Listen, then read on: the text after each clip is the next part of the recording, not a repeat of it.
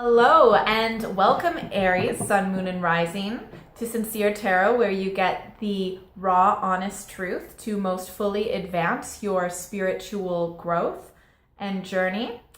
So we are doing the 2019 January forecast for you today. I've already shuffled the cards off camera, but I'm just shuffling them a little bit more. The decks that I use are the Tarot of the Cat People deck. That's for more of the storyline aspect of what's happening this month. And the other deck that I use for advice cards and clarification cards is the Aleister Crowley Thoth Tarot deck. Both I have already pre-shuffled off camera. Now, the way that I do my card layout is I'll pull 4 cards from the Cat Tarot deck, and each one of those cards represents the first, second, third, or fourth week of January. Then I pick a card that crowns it, so that's the most extroverted energy that you'll be giving off and also noticing in yourself the most. Then I pull a card that's the undercurrent, which is the most introverted energy that will be going on within you that you might not even notice what's going on within yourself. And then the final card I pull from the Cat Tarot deck is the overlay, which is the lens through which you perceive January 2019. So your point of view for 2019 January. Then I'll pull, and then make sure you stick around for the end where you use your intuition to pick a card for your advice. So the advice that you most need for January 2019. All right, so let's see what January 2019 has in store for my Aries, Sun, Moon, and Rising.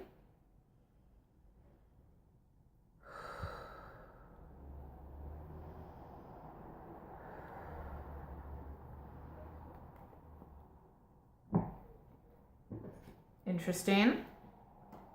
Nice. All right, so you have got a lot going on this January, my Aries. The first week starts off with travel, okay?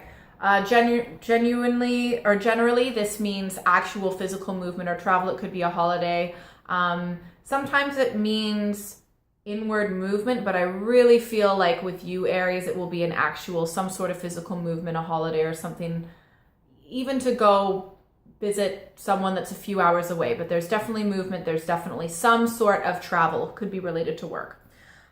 Anything really. All right. Now the second week, you've got a choice to make. Something generally regarding, it could be regarding a Taurus, Virgo, or Capricorn, but it may also be specifically regarding your work, finances, material, wealth, abundance, things like that, potentially a certain direction that you need to go in your life, in that aspect of your life. It's going to be a really tricky decision because, I mean, both options that you have are great choices to make. They're very, very similar, and the only mistake that you could make is not to make a choice at all.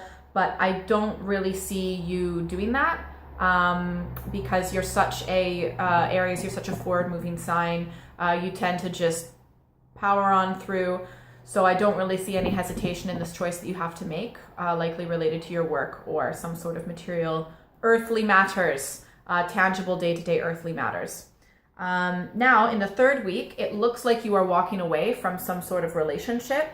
I mean, it could be a family member, it could be a friend, it could be a lover, or maybe someone you were dating for a bit. Essentially, it was someone that you did care about and someone that you don't really feel great walking away from this. You know, there's a lot of regret. There's a lot of thinking, what if I stuck around a bit longer to see if this would work? Is there any hope left?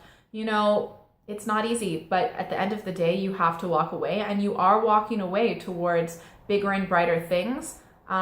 Whatever relationship, romantic or love situation that you're walking away from, it is ultimately the right choice for you right now because you are heading off towards bigger and brighter things.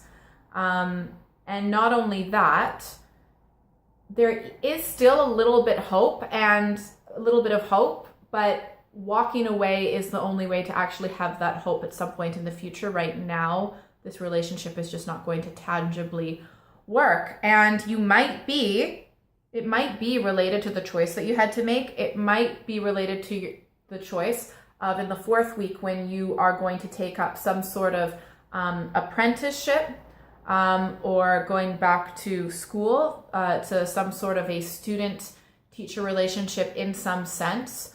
So it could be extra training with work, things like that. And that might potentially be related to the reason why you had to walk away. But at the end of the day, you wouldn't be walking away from that relationship or giving up on that relationship in the 3rd week if it was really, really that strong of a bond, okay? And remember that can always potentially pick up at some point in the future, but it's not going to happen right now. You will be quite content with whatever it is you are further studying and you've decided